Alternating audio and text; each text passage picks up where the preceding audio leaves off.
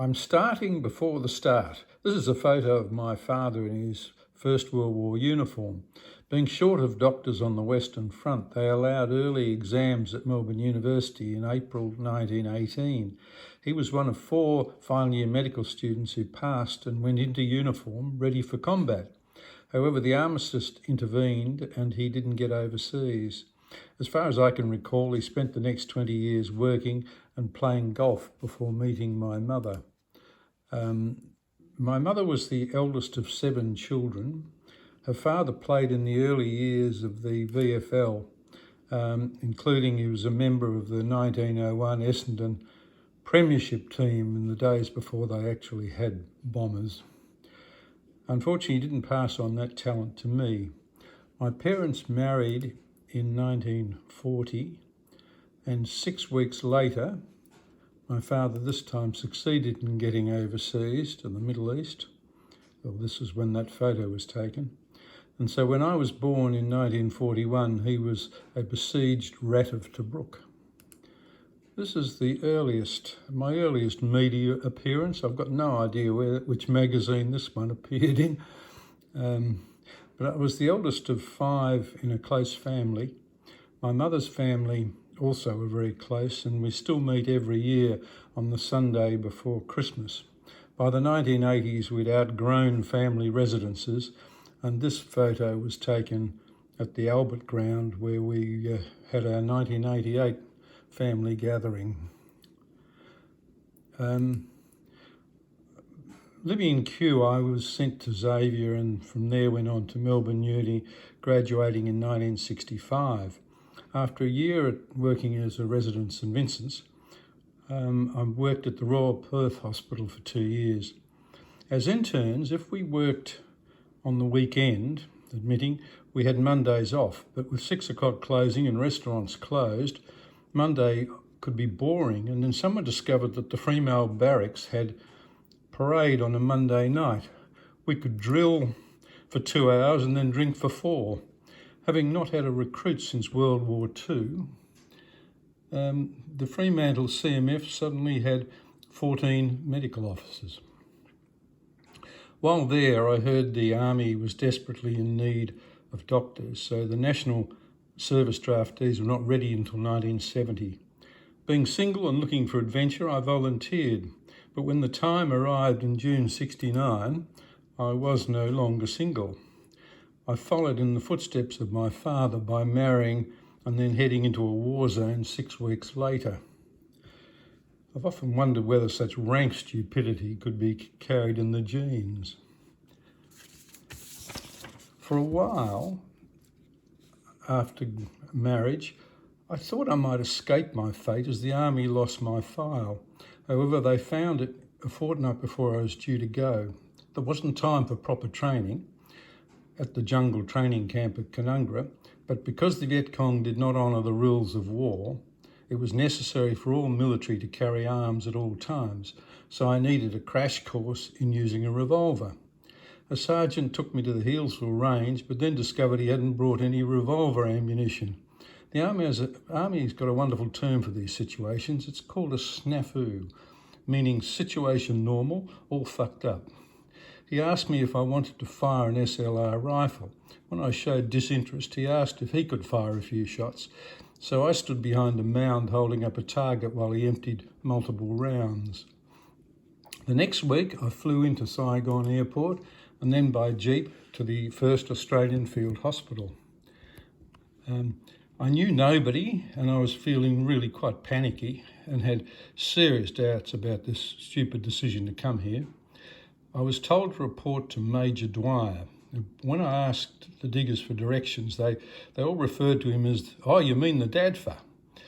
Anyway, he was very helpful when I saw him. When I asked him about this rank or his position, he stood to his full height and said, "I am the Deputy Assistant Director of fuck all."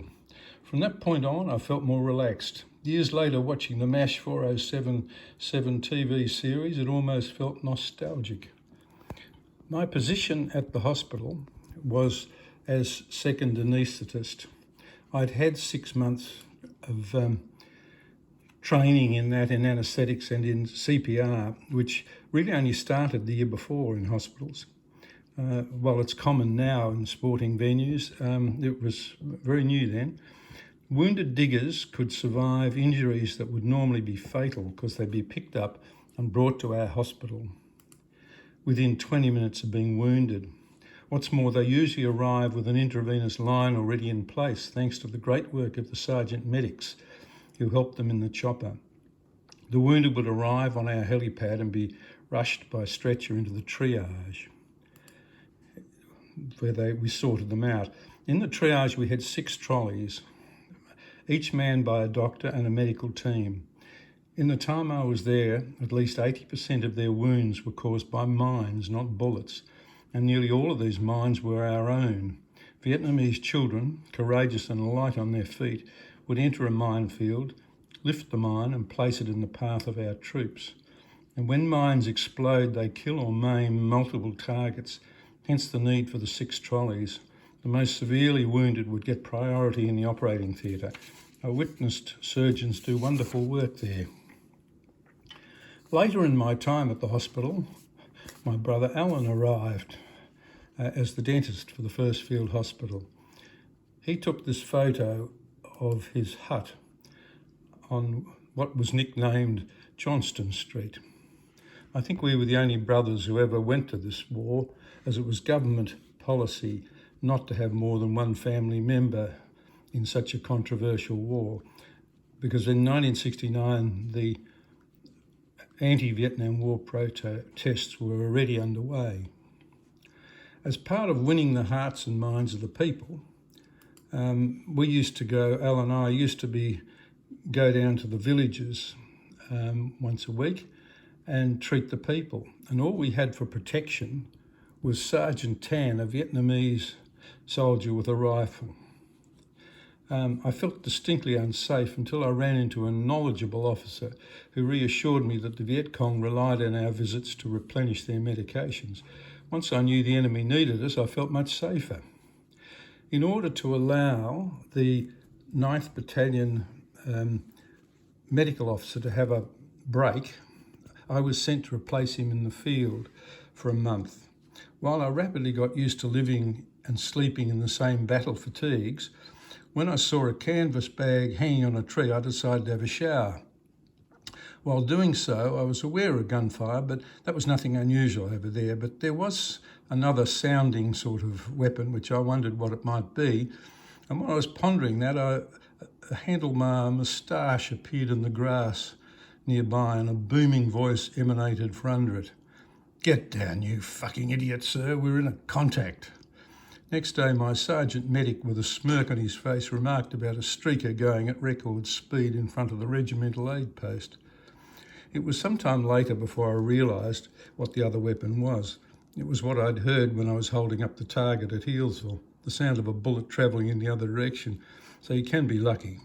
The incident reminded me how wise the United States Army is in giving doctors officer status, but leaving them out of the chain of command.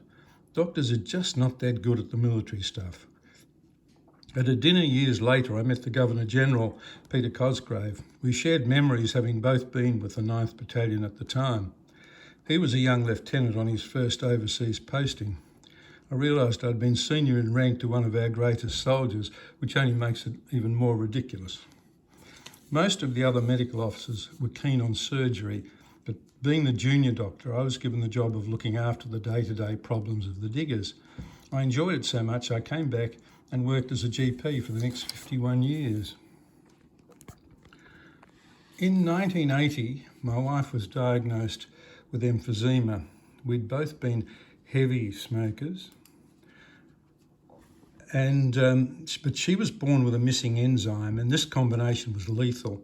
Medicine had nothing to offer, so we explored every health system we could find. Although she died in 1987, I continued to study alternative health systems. And in 2008, I wrote a book on the subject and revised it again in 2012 and 2020. My publishers sent it to the United States Review, which is one of the reviews that are uncorrupted. You can't buy a good review. And they gave it a very good recommendation, and it was selling well when COVID-19 hit in early 2021. With bookshops closed for months, my publisher went broke and absconded with the money meant for marketing. The book went into hibernation for 2 years. It hasn't worried me because the book is all about future healthcare. It's ahead of its time and it won't date. I actually left copies of this 2012 edition for the Probus members. Now, 2 years ago in August, I was working in Rosebud when a 39-year-old woman came in asking for an AstraZeneca shot, or a certificate to allow her to have an AstraZeneca shot, I should say. While writing the certificate, I asked her why she didn't want to have a Pfizer jab. Her answer suggested she wasn't really keen to have either. When I asked if she wanted my advice, she said yes. This is what I said. COVID-19 is lethal only to the very old and the very ill. You're neither. We only have a handful of cases at present, albeit enough for Dan Andrews to lock down Melbourne. But so your chances of actually getting COVID-19 is small, and your chances of dying from it are negligible. On the other hand, your chances of getting sick from a gene-altering experimental drug marketed at warp speed by pharmaceutical companies who haven't told us what's in it is another matter. If I were in your position, I'd have no COVID inoculations, maybe review the situation next year when we have a better idea of its effectiveness and side effects. She seemed happy at the time, but her boyfriend wasn't. He dobbed me into the medical board. I was charged with giving out COVID misinformation and undermining the national vaccination strategy. I'd been paying my medical defence organisation for 56 years and never been charged with anything, so I assumed they would defend my position.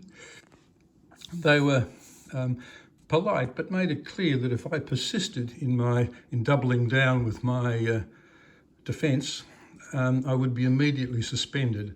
I would not be allowed to use the title doctor, and they would not pay for any further court cases. My only chance to remain a doctor was to make a grovelling apology and promise in future to say only that the COVID-19 vaccine was safe and effective. I was stunned with this response. To use Star Wars jargon, I realised the medical profession and the Australian governments had gone over to the dark side. I couldn't believe this could happen in Australia. I'd gone into medicine to bring health to the sick, not bring sickness to the healthy. I responded to AHPRA and the medical board and sent copies of my response to the TGA and the Royal College of General Practitioners. I declared I'd given the patient accurate information and that the misinformation was coming from them. I wrote this about their policy of mandating an experimental drug. Firstly, it violates the Hippocratic Oath, one of whose basic principles is first do no harm. Secondly, the Nuremberg Code, which came into being in 1947, following the experiments the Germans and Japanese performed on prisoners of war. It's an international law applying to Australia. It states with respect to using experimental drugs on humans, the voluntary consent of the human subject is absolutely essential.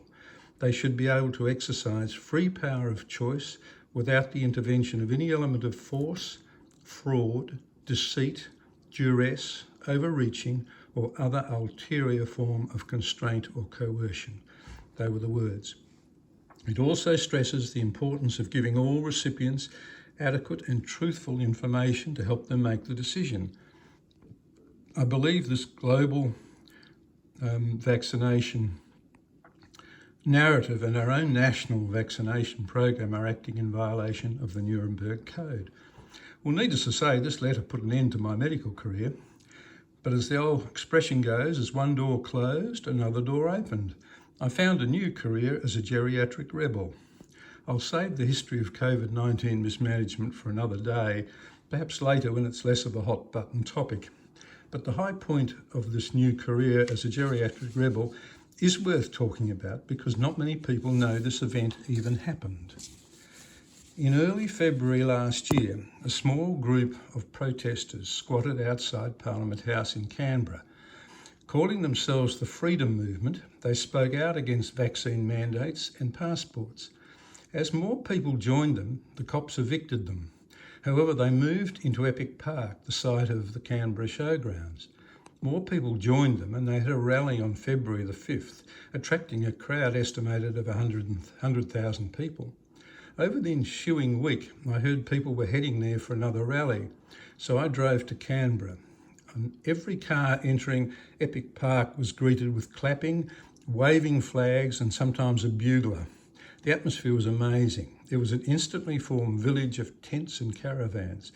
People of all ages and colours had come from every state and territory, a typical cross-section of Australians, including retired and active military personnel. While the ACT authorities were hostile to them, the locals helped with food and blankets. On Saturday, February the 12th, we assembled in a park.